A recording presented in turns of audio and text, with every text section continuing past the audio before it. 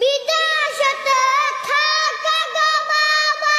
ও বাবা দেখা শোনা থাইকো, আমাদের কথা মনে হইলে ভিডিও কল দিও গো বাবা, ভিডিও কল দিও। গরিব ঘরে জন্ম নিছি,